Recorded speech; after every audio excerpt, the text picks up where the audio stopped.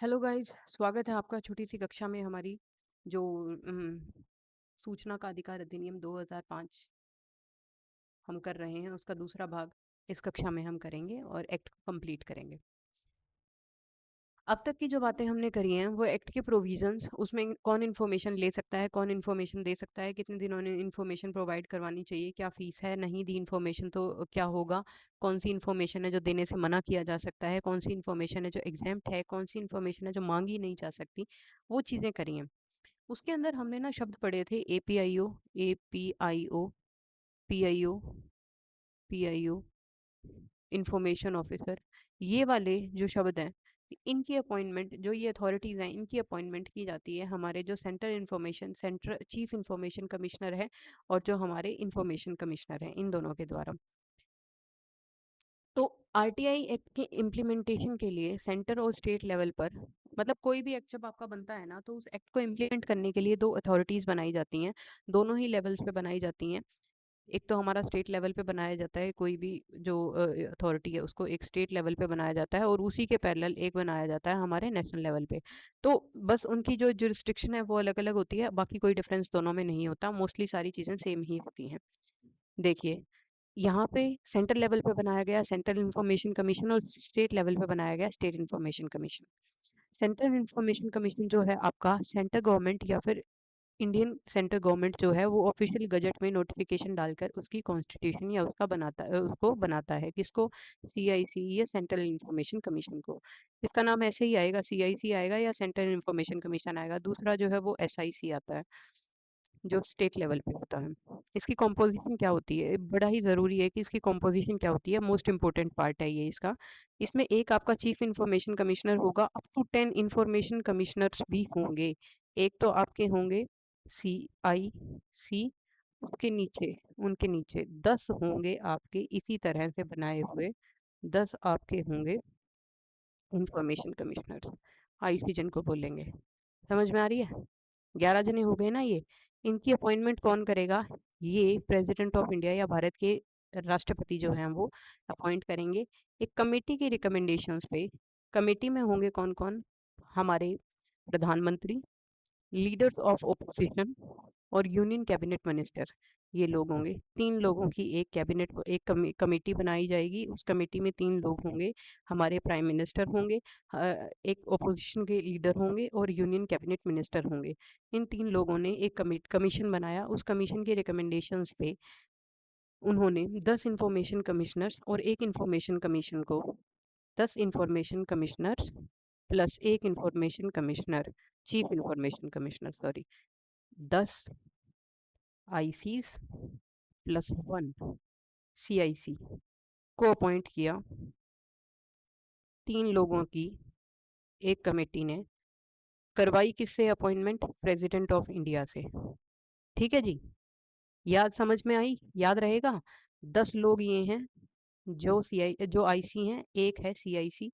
इन दोनों को मिलाकर 11 लोग होंगे जो आपका सेंट्रल इंफॉर्मेशन कमिश्नर है, उसकी पूरी जो बॉडी है, कॉन्स्टिट्यूशनल बॉडी है, उसको ये लोग देखेंगे, उसकी जो प्रोविजंस है हमारे इंफॉर्मेशन कमीशन के उनको एग्जीक्यूट करने के लिए। ठीक है, सेंट्रल इंफॉर्मेशन कमीशन में कौन कौन होते हैं, कौन अपॉइंट करता है, ये चीज समझ में आ गई? अपॉइंटमेंट कौन करेगा? प्रेसिडेंट ऑफ इंडिया करेंगे। किन की रिकमेंडेशन पे करेंगे? एक कमेटी की रिकमेंडेशन पर करेंगे, जिस कमेटी में हमारे ऑनरेबल प्राइम मिनिस्टर होंगे, लीडर होंगे अपोजिशन के और यूनियन कैबिनेट मिनिस्टर होंगे। सीआईसी का हेडक्वार्टर दिल्ली में होगा। जो पर्सन अपॉइंट किए जाएंगे इस पोस्ट के लिए, उनकी एलिजिबिलिटी देखिए। वाइड नॉलेज होनी चाहिए लॉ में, लॉ के जो एरियाज हैं, साइंस में, टेक्नोलॉजी में, सोशल सर्विसेज में, जर्नलिज्म में, एडमिनिस्ट्रेशन में, एटसेट्रा। अगेन, पॉलिटिकल पोस्ट या प्रॉफिट ऑफ ऑफिस कोई भी होल्ड करते हुए वो नहीं होने चाहिए, यानी कोई एमपी एमएलए नहीं होना चाहिए, और कोई भी ऑफिस ऑफ प्रॉफिट वो उस समय होल्ड नहीं कर रहे होने चाहिए जिस समय उनकी अपॉइंटमेंट हुई है एज सीआईसी और एज आईसी। ठीक है, ये चीज समझ में आ गई। उसके बाद टर्म्स एंड कंडीशंस, अगेन बहुत ज़रूरी है। 65 ईयर्स ऑफ एज तक वो ऑफिस होल्ड कर सकते हैं। या फिर नॉर्मली 5 साल की इसकी जो टेन्योर होता है ऑफिस होल्ड करने का सीआईसी और आईसी का वो होता है। कोई भी रीअपॉइंटमेंट अलाउड नहीं है, यानी सीआईसी जो थे वो उनका टेन्योर 5 साल का खत्म हो गया या फिर उनकी एज 65 ईयर्स हो गई, उनको दोबारा रीअपॉइंट क्या होता है, रीअपॉइंट किया ही नहीं जा सकता, दोबारा के साथ रीअपॉइंट क्या बोलते हैं। तो उन्हें रीअपॉइंट नहीं किया जाएगा, ठीक है। तो रीअपॉइंटमेंट अलाउड नहीं है। अपवाद क्या है, इंफॉर्मेशन कमीशन को जो है, इंफॉर्मेशन कमिश्नर को जो है वो चीफ इंफॉर्मेशन कमिश्नर बनाया जा सकता है, ठीक है। नहीं समझ में आया, दोबारा सुन लो। एक पर्सन थे मिस्टर ए, उन्हें अपॉइंट किया गया चीफ इंफॉर्मेशन कमिश्नर। अपॉइंट किया गया था जिस दिन, उसके विद इन 3 इयर्स उनकी एज हो गई 65 ईयर्स। उनका टेन्योर खत्म हो जाता है, उनकी जगह पे कोई और आ जाएगा। वहीं अगर हम एक और पर्सन का एग्जांपल ले लें, पर्सन बी, इन्हीं का लेते हैं पहले। अगर इनकी एज 65 ना हुई होती और ये अपना पूरा टेन्योर कवर कर लेते 5 साल का, मान लीजिए 5 साल सर्विस करने के बाद भी इनकी एज 63 ईयर्स ही है, तो 2 साल बचे हुए हैं अभी 65 होने में, लेकिन फिर भी इन्हें दोबारा चीफ इंफॉर्मेशन कमिश्नर के तौर पे नियुक्त नहीं किया जाएगा, ठीक है। दूसरी बात, एक पर्सन है जिनका नाम है मिस्टर बी। मिस्टर बी, उनकी एज काम करते करते हो गई 63 ईयर्स। किस पोस्ट पे काम करते थे, ये काम करते थे आपके इंफॉर्मेशन कमिश्नर के तौर पे। चीफ इंफॉर्मेशन कमिश्नर नहीं है, ये इंफॉर्मेशन कमिश्नर है। अब 2 साल बचे हुए 65 ईयर्स होने में अभी भी, इन्हें रीअपॉइंट किया जा सकता है किस पोस्ट के लिए, सीआईसी के लिए। अब जो 2 साल बचे हुए हैं वो एज सीआईसी काम कर सकते हैं, सीआईसी को दोबारा सीआईसी अपॉइंट नहीं किया जाएगा। आई होप आपको ये कॉन्सेप्ट क्लियर हो गया होगा। इसमें जो चीज़ें, जो टेक्निकलिटीज थी, जितना हो सकता था उतनी आसान भाषा में मैंने आपको समझाने की कोशिश पूरी करी है। कोई रीअपॉइंटमेंट नहीं होगी, एक्सेप्शन इसकी क्या थी, आईसी को सीआईसी के तौर पे अपॉइंट किया जा सकता है। सीआईसी आईसी जो हैं वो प्रिस्क्राइब्ड समय के लिए ऑफिस होल्ड करेंगे, नॉर्मली 5 साल का समय होगा। सैलरी या सर्विसेज कंडीशंस जो होंगी वो उनकी सेंटर गवर्नमेंट डिसाइड करके देगी। ये चीज़ बड़ी ना, ये 2019 में चेंज हुआ है, ये पहले नहीं होता था। अब जो सेंट्रल गवर्नमेंट है वो उनकी सैलरी और terms and conditions of employment है किसकी, सीआईसी की और आईसी की, वो डिसाइड करते हैं। तो मतलब समझ रहे हैं आप इसका, आई होप। उसी तरह होता है आपका, बताया था ना मैंने कि नेशनल लेवल पे जो अगर कोई कॉन्स्टिट्यूशनल बॉडी बनेगी, नेशनल लेवल पे अगर कोई बॉडी बनती है, तो उसी के पैरेलल एक बॉडी बनती है आपकी स्टेट लेवल पे।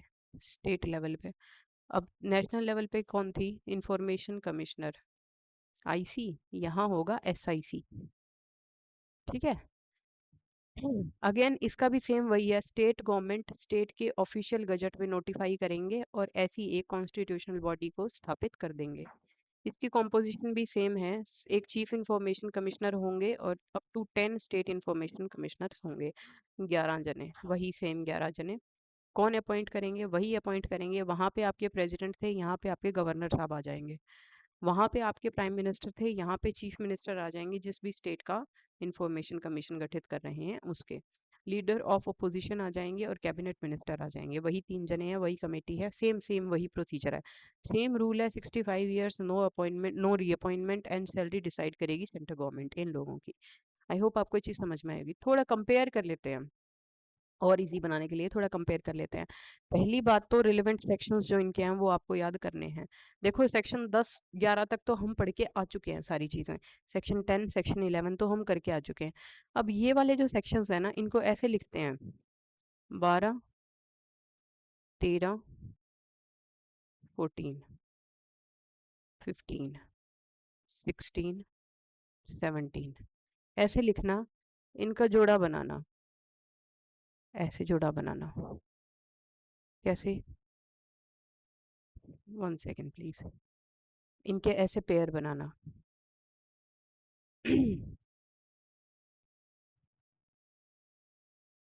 12 का 15 के साथ बनेगा, 13 का 16 के साथ बनेगा, 14 का 17 के साथ बनेगा। इनके ऐसे पेयर बनेंगे, ऐसे पेयर बनाने का क्या मतलब है, ये चीज मैं आपको समझाती हूँ आगे। ठीक है, एज इट इज लिख लेना, नोट्स है ना जो आपके उसमें है ना, इसको क्योंकि याद करने में आसानी रहेगी। 12 से 14 ये है, 15 से 17 ये है, 12 को रिलेट करेंगे 15 से, और 13 को रिलेट करेंगे 16 से, और आपका 14 को रिलेट करेंगे अपन 17 से। क्यों करेंगे वो बताती हूँ अभी आगे आपको। कॉम्पोजिशन क्या होगी, सेम वही होगी, एक चीफ इंफॉर्मेशन कमिश्नर होंगे, अप टू 10 इंफॉर्मेशन कमिश्नर्स होंगे, 1 स्टेट चीफ इंफॉर्मेशन कमिश्नर होंगे, SCIC, and up to 10 state information commissioners होंगे। 11 पर्सन्स इसमें होंगे, 11 पर्सन्स इसमें होंगे।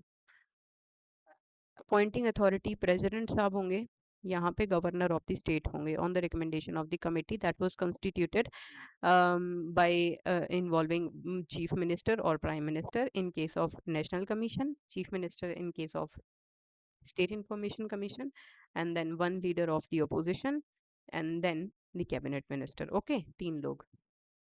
चलिए आगे। उसके बाद है रिकमेंडिंग कमेटी, वही है सेम बता दिया मैंने आपको।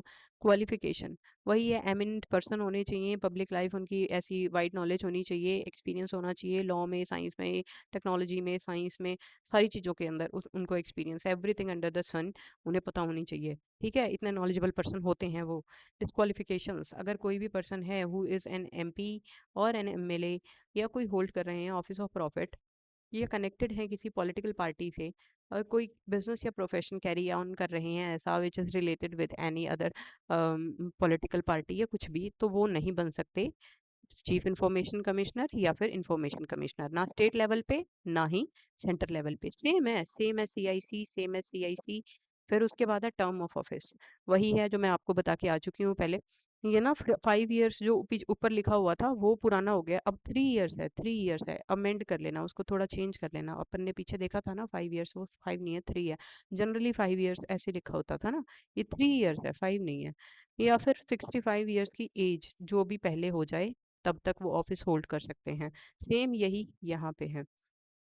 उसके बाद आता है आपका रीअपॉइंटमेंट, एलिजिबल नहीं है रीअपॉइंटमेंट के लिए कौन, इंफॉर्मेशन कमिश्नर नहीं है एलिजिबल, ये भी नहीं है एलिजिबल।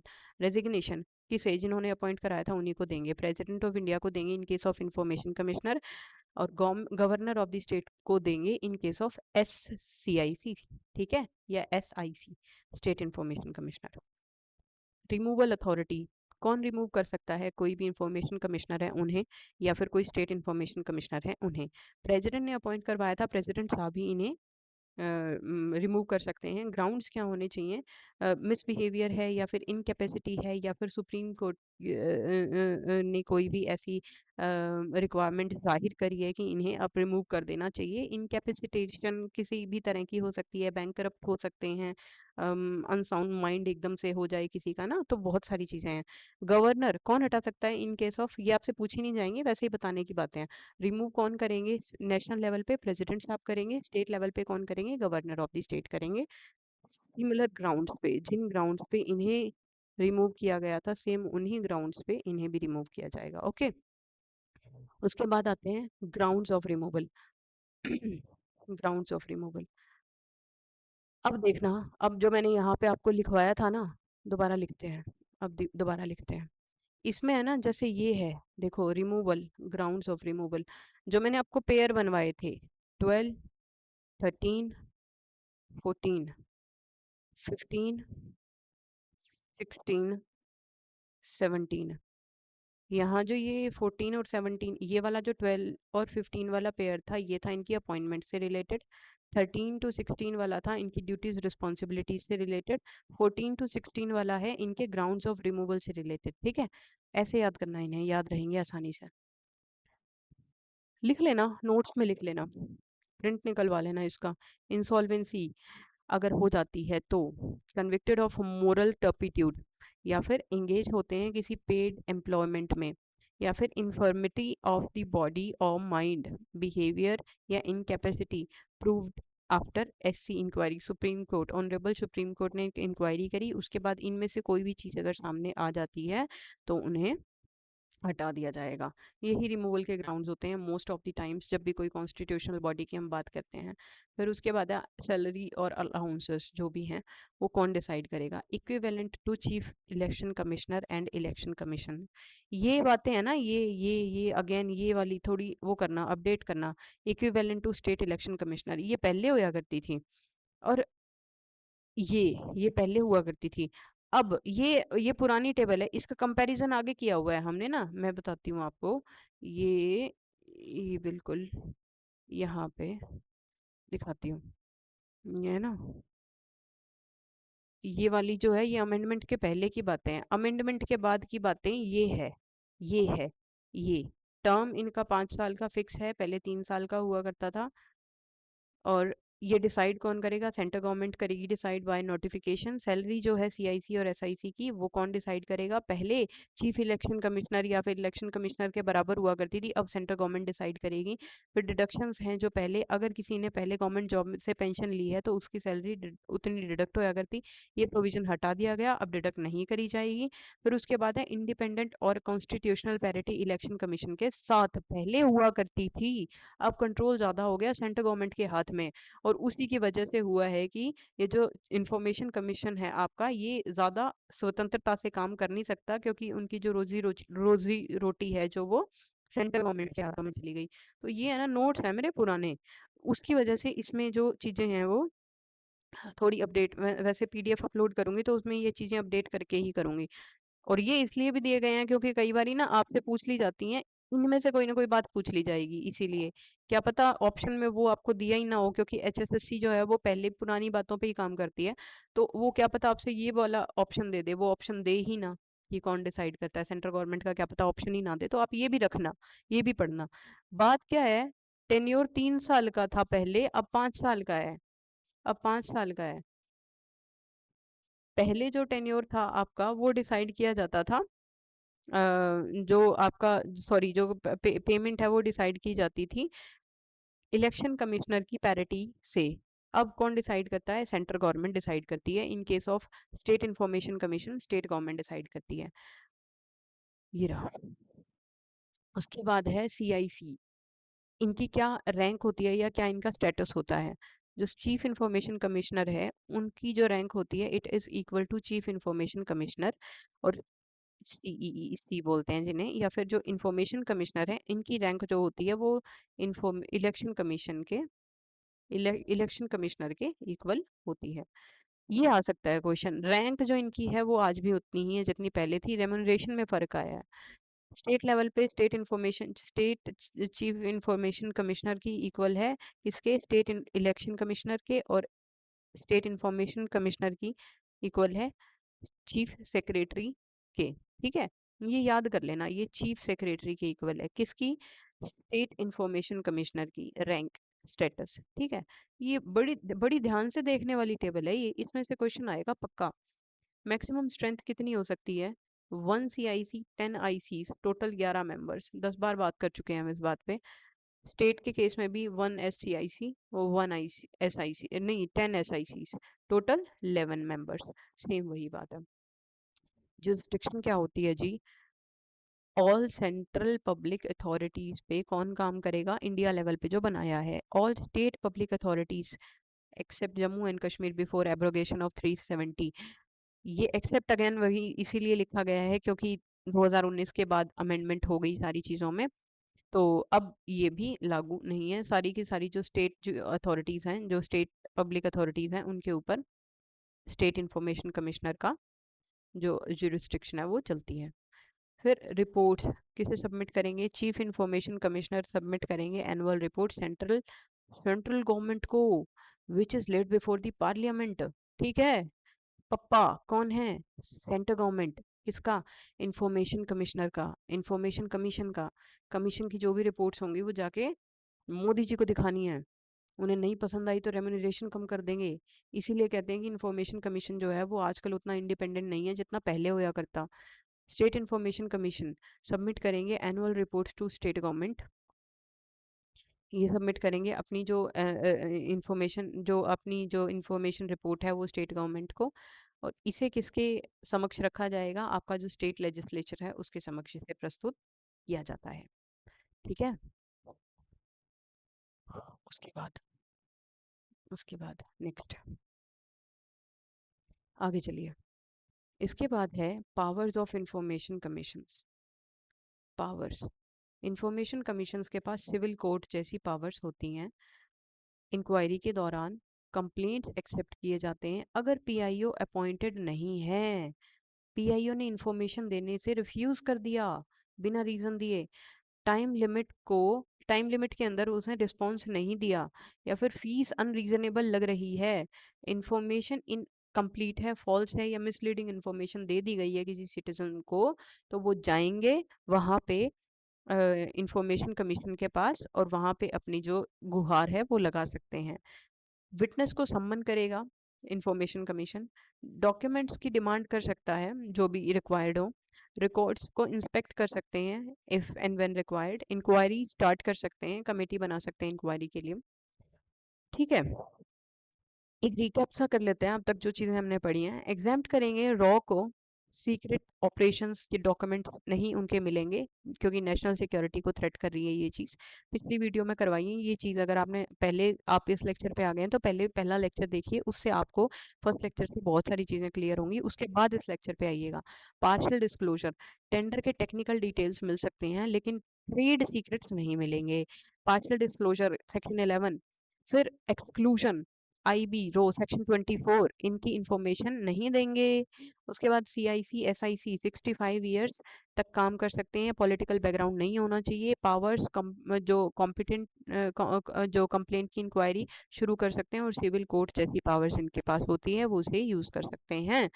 इस तरह आरटीआई एक्ट का बैलेंस जो है वो मेंटेन होता है, ट्रांसपेरेंसी भी इंश्योर होती है और साथ ही साथ national security, privacy, sensitive matters जो होते हैं वो भी प्रोटेक्ट इसके अंदर किए जाते हैं।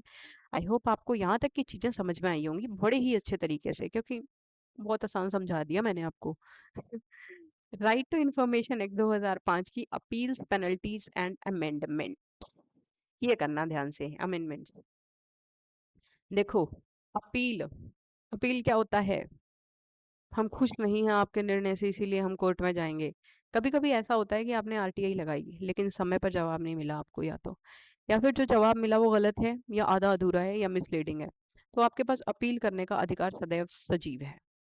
अपील के 3 लेवल्स होते हैं। देखिए, फर्स्ट अपील जो होती है वो senior officer to PIO, same department में एपीआईओ से पीआईओ के पास जा सकते हैं within 30 days of the rejection और दी एक्सपायरी ऑफ टाइम। 30 दिन का समय दिया था एपीआईओ को, उन्होंने नहीं दी इन्फॉर्मेशन, एपीआईओ को तो वैसे भी 35 days होते हैं, आपने पीआईओ को 30 days का समय दिया था, उन्होंने 30 days में नहीं दी इंफॉर्मेशन, तो पीआईओ के जो सीनियर ऑफिसर हैं उसी ऑर्गेनाइजेशन में, उनकी डेजिग्नेशन कुछ भी हो, आप उनके पास जाके फर्स्ट अपील लगा सकते हैं। मान लीजिए हेल्थ डिपार्टमेंट के पीआईओ पर आरटीआई लगाई गई, जवाब नहीं मिला, तो आप फर्स्ट अपील उसी डिपार्टमेंट के सीनियर ऑफिसर से करेंगे। ठीक है जी, पहली अपील 3 लेवल्स पे अपील करेंगे, ठीक है, गए, नहीं सुना। दूसरी अपील सेंटर इंफॉर्मेशन कमीशन या फिर स्टेट इंफॉर्मेशन कमीशन के पास करेंगे, कब तक? 90 दिनों के अंदर अंदर। जो भी आपने पहली अपील लगाई थी उस अपील का जो आपके पास आंसर आ गया उसके, या तो आंसर आ गया या तो आंसर नहीं आया, तो उसके 90 days, देखो 30 days में इंफॉर्मेशन मिल जाती है, ठीक है, नहीं मिली, हम गए सीनियर के पास, सीनियर्स ने 90 days तक जवाब नहीं दिया, कितने गए? 120 days आपके जीवन के चले गए सूचना प्राप्त करने में। अगर आपको फर्स्ट अपील का भी सही जवाब नहीं मिला तो आप सीधे सीआईसी या एसआईसी जाएंगे। थर्ड अपील, अगर आरटीआई से किसी तीसरे व्यक्ति, थर्ड पार्टी के हित प्रभावित हो रहे हैं तो वो व्यक्ति भी अपील कर सकता है, ठीक है, किसी और के लिए, जिसपे आरटीआई लगाई थी उसी ने अपील कर दी। कब तक? With in 30 days of the first appellate authority और फिर 90 days में इंफॉर्मेशन कमीशन को, ठीक है। एग्जाम्पल, किसी ने आपके इनकम टैक्स डिटेल्स के ऊपर आरटीआई लगा दी, आप थर्ड पार्टी बन जाते हैं और आप भी अपील कर सकते हैं। किन किन? इन्हीं तीनों लेवल्स पे आप अपील कर सकते हैं, ठीक है। तो कितना भी कुछ कर लो, 120 दिन से ऊपर आप मामला खींच ही नहीं सकते आरटीआई के केस में। अब सुनो burden of proof. Legal language में जब भी ये शब्द यूज किया जाता है बर्डन ऑफ प्रूफ, तो इसका मतलब होता है कि जैसे कि मैं ये बोल दूं, जैसे कि ए पर्सन है, उसके ऊपर कोई भी मुकदमा चल रहा है, बी ने चलाया है चोरी का मुकदमा, बी कह रहा है कि ए ने मेरे घर में चोरी करी है। तो बी ने तो बोल दी ये बात आके, कह रहा है कि बी ए ने मेरे घर में चोरी करी है। अब साबित किसे करना है? अब ए को साबित करना है कि उसने बी के घर में चोरी नहीं की है। तो यहाँ बर्डन ऑफ प्रूफ किस पे है? ए पे है। तो इस शब्द का अर्थ क्या होता है कि बर्डन ऑफ प्रूफ, जो व्यक्ति प्रूफ करने के लिए लायबल है, ये साबित करते हैं कि जिम्मेदारी हमेशा पीआईओ की पर होगी कि जानकारी न देना जस्टिफाइड था। ठीक है। अगर जानकारी नहीं दी तो पीआईओ बताएगा आके कि इसलिए नहीं दी मैंने। ठीक है, बर्डन ऑफ प्रूफ उस पे आएगा, पीआईओ पे आएगा। टाइम फ्रेम फिर से एक बार रिवाइज करना, थोड़ा सा एक बार थोड़ा सा देखना इसे, क्योंकि मुझे ना इससे लग रहा है कि इससे प्रश्न बनेगा पक्का। पहली अपील जो है आपकी 30 डेज में एक्सटेंडेबल है 45 डेज विद रीजन रिकॉर्ड्स दिया गया है अगर राइटिंग में तो। Second appeal with in 90 days. Maximum कितने हैं ये? 120 डेज और 135 डेज मैक्सिमम। मैक्सिमम इससे ज्यादा खींच ही नहीं सकते। इतने दिनों में तो हर हाल में सूचना देनी ही पड़ेगी, अगर देने लायक है सूचना तो। ठीक है जी, चलिए आगे चलते हैं। कोई नहीं बताएगा आपको इतनी डिटेल्स, तो इसीलिए ये पता नहीं एक्ट कब काम आ जाए आपके जीवन में। बहुत अच्छी क्लास है, शेयर कर देना इसको अपने फ्रेंड्स के साथ। इससे मेरी भी सहायता हो जाएगी और उनका भी भला हो जाएगा थोड़ा। Powers of information commission, section 18 section 19। CIC या एसआईसी, अब तक वो वाले जो एक्ट्स थे ना, जो सेक्शंस थे 12 13 14 15 16 17, वो तो थे अलग अलग दिए हुए। अब ये जो पावर्स एंड पावर्स हैं ये दी हुई हैं एक साथ। ठीक है, 18 और 19। जैसे क्या क्या पावर्स हैं? सीआईसी एंड एसआईसी जब अपील सुनते हैं तो उनके पास सिविल कोर्ट जैसी पावर्स होती हैं। सम्मन कर सकते हैं किसी पर्सन को बुलाने या गवाही देने के लिए, दस्तावेज लाने के लिए, कोई भी डिस्कवरी या फिर इंस्पेक्शन डॉक्यूमेंट्स की जांच करने के लिए, एविडेंसेस ऑफ एफिडेविट हल्फनामा या सबूत दायर करने के लिए। मतलब हलफनामे का मतलब एविडेंस होता है। ठीक है। Requisition of the records, court या ऑफिस से रिकॉर्ड मंगवा सकते हैं। विटनेस एग्जामिनेशन, गवाहों से पूछताछ कर सकते हैं। या फिर कोई भी प्रिस्क्राइब्ड पावर्स, जैसे जैसे सरकार टाइमली नोटिफाई कर दें, वो सारी पावर्स उनके पास होती हैं। अगर कोई पीआईओ कहे कि ये फाइल मेरे पास नहीं है, तो सीआईसी डायरेक्टली उस डिपार्टमेंट से फाइल मंगवा सकता है। समझ में आ रही है? पीआईओ समझ में आ रहा है क्या होता है? कमेंट सेक्शन में लिखना पीआईओ क्या होते हैं, सीआईसी बिना पीछे जाए। देखते हैं आपको याद रहती है या नहीं रहती हैं चीजें। पीआईओ क्या होते हैं, सीआईसी क्या होते हैं। ठीक है जी। उसके बाद पेनल्टीज आरटीआई के अंडर कौन कौन सी होती हैं, अगेन मोस्ट इंपॉर्टेंट पॉइंट। इतना पढ़ने के बाद तो अगर इसमें से कोई क्वेश्चन बनेगा, नेट के लेवल का भी क्वेश्चन बनेगा, तो वो भी आप आराम से निकाल लेंगे। आरटीआई एक्ट ने पीआईओ पर स्ट्रिक्ट लाइबिलिटी डाली है। आरटीआई एक्ट ने किसके ऊपर? अगेन लिखना, पीआईओ कौन होते हैं, उनके ऊपर बड़ी तगड़ी लाइबिलिटी डाली है कि अगर पीआईओ ने गलत किया तो उनके ऊपर जुर्माना लगेगा। कैसा जुर्माना लगेगा? कैसा जुर्माना लगेगा? पब्लिक इंफॉर्मेशन ऑफिसर पर, बता दिया ना मैंने। 250 रुपये, 250 रुपये पर डे। 30 दिन हो गए हैं सूचना नहीं दीजिए आपने। कितना? 250 रुपये प्रतिदिन के हिसाब से, दिहाड़ी नहीं, दिहाड़ी नहीं, जुर्माना। कितने दिनों तक? 10 दिनों तक। टोटल कितना हो जाएगा? सॉरी, 100 दिनों तक। टोटल कितना हो जाएगा? मैक्सिमम 25,000। उसके बाद सजा का प्रावधान है।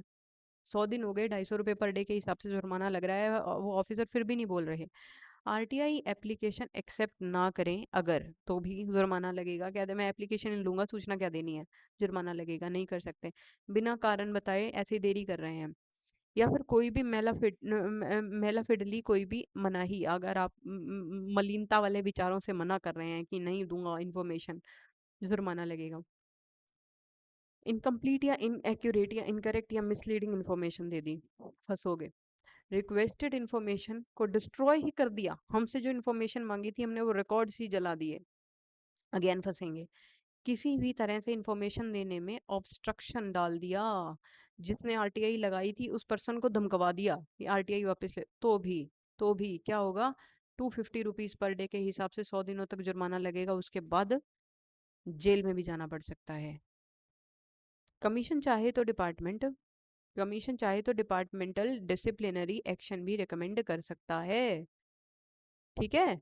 कमीशन ये इतना स्ट्रिक्ट होने की बजाय ऐसे बोल देगा कि डिपार्टमेंट वाले सीनियर्स को बोल देगा कि एक बार आप अपने जूनियर्स को समझाओ भी, थोड़ा कानून के हिसाब से काम करें, ऐसी चीजें नहीं करनी है जो इस प्रकार से मिसलीडिंग हो। ठीक है, तो अगर कमीशन चाहे तो ये काम भी कर सकता है। उसके बाद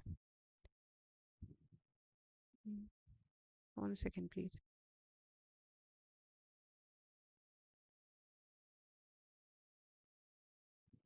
उसके बाद किसी व्यक्ति ने पुलिस डिपार्टमेंट से एफआईआर की कॉपी मांगी थी, लेकिन पीआईओ ने जानबूझकर रिकॉर्ड नहीं दिया जबकि एफआईआर मौजूद थी। तो कमीशन उसे पेनल्टी प्लस डिसिप्लिनरी एक्शन दोनों दे सकते हैं। ठीक है, ये डिसिप्लिनरी एक्शन वो सजा भी मिल सकती है। Jurisdictions of courts, lower court, district court, session court RTI case में इंटरफेयर नहीं करेंगे। केवल हाई कोर्ट। क्यों? ऐसा क्यों? ऐसा क्यों? क्योंकि आपने बॉडीज देखी थी, एक तो जो स्टेट लेवल पे थे, स्टेट इंफॉर्मेशन कमिश्नर जो थे, उनकी जो रैंक थी वो किसके बराबर थी? जो आपके जो स्टेट के इलेक्शन कमिश्नर थे या स्टेट के जो सेक्रेटरी थे उनके बराबर थी। हाई का जो डिस्ट्रिक्ट कोर्ट वाले जजेस हैं या जो लोग हैं उनके इक्वल कोई पर्सन बैठा ही नहीं है वहां।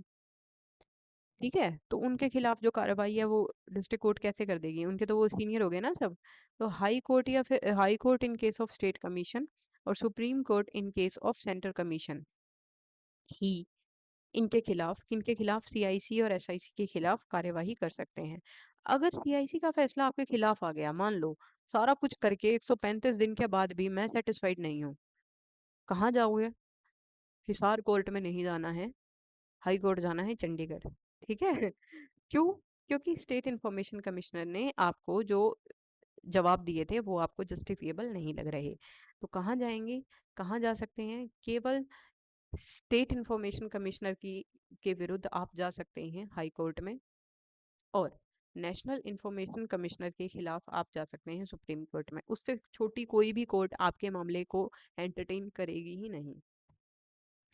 उसके बाद आता है dissemination of the information under section 26। Section 24 क्या था? वो थी जो प्रोहिबिटेड डिपार्टमेंट्स है जिनके ऊपर आरटीआई लगती ही नहीं है।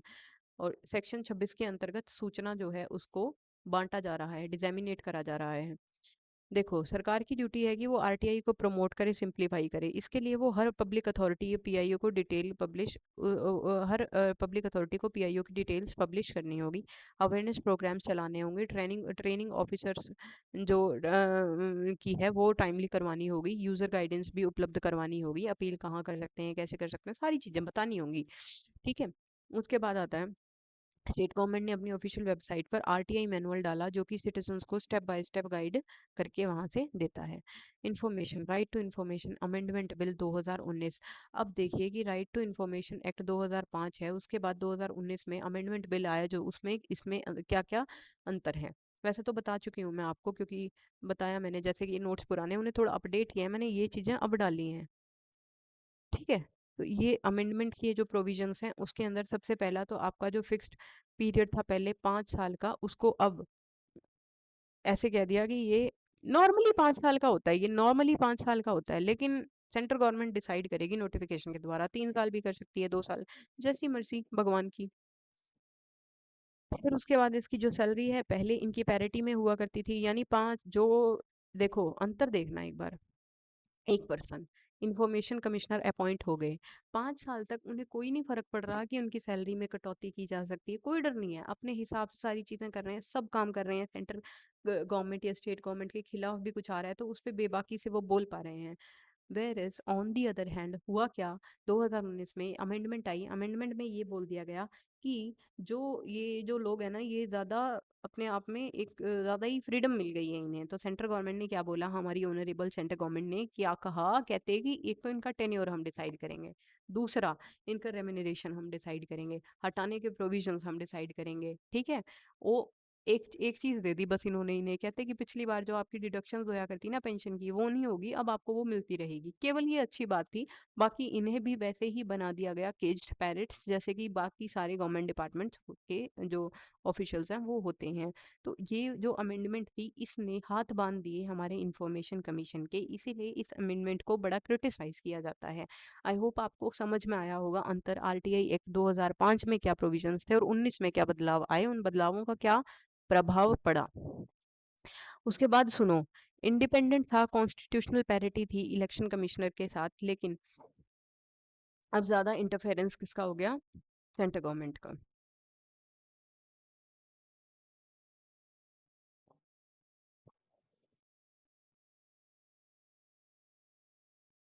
ठीक है, ये पढ़ लेना, जैसे कि सीआईसी का दर्जा चीफ इलेक्शन कमिश्नर के बराबर था, लेकिन 2019 में गवर्नमेंट ने बोल दिया कि सीआईसी की सैलरी चीफ सेक्रेटरी की जितनी होगी।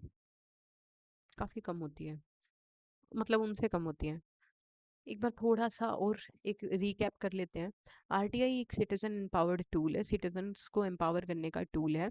इसमें ट्रांसपेरेंसी अकाउंटेबिलिटी के लिए अपील्स भी की जाती हैं, सारा फ्रेमवर्क है, first appeal second appeal, commission की पावर्स हैं, पेनल्टीज हैं, स्ट्रिक्ट जो इसके गाइडलाइंस हैं, टाइम लिमिट्स हैं, कोर्ट्स की जुरिस्डिक्शंस जो हैं वो लिमिट कर दी गई डिस्ट्रिक्ट कोर्ट्स की, कहते हैं कि आप उनके मामलों में नहीं पड़ेंगे। अमेंडमेंट्स 2019 ने सीआईसी एसआईसी के टेन्योर सैलरी को गवर्नमेंट कंट्रोल में कर दिया गया, इंडिपेंडेंस, सारी चीजें। 2019 में ये डिबेट बड़ी छिड़ी थी, आपको याद भी होगा शायद, मीम्स बनने लगे थे, कार्टून्स बनने लगे थे। तो आई होप आपको ये चीजें समझ में आई होंगी कि ये कमीशन जो है ये कितना ज्यादा इंडिपेंडेंट है, कैसे काम करता है, और क्या क्या चीजें इसमें पहले हुआ करती थी, अब क्या क्या चीजें बदली गई हैं। तो इसमें कोई भी डाउट हो, कोई भी क्वेरी हो, कोई आपका सुझाव हो, कमेंट सेक्शन में आपका स्वागत है, आप लिख सकते हैं। कोई भी डाउट आपके, या पीडीएफ अगर आपको चाहिए, तो ये मेरा व्हाट्सएप नंबर है, इस पे केवल व्हाट्सएप करना, कॉल मत करना। इस पे आप कर सकते हैं व्हाट्सएप मुझे, और आप इसकी पीडीएफ प्राप्त कर सकते हैं। यहीं आपका समाप्त होता है सूचना का अधिकार अधिनियम 2005। धन्यवाद और शुभकामनाएं, and all the best. Channel को लाइक शेयर सब्सक्राइब तो कर ही देना।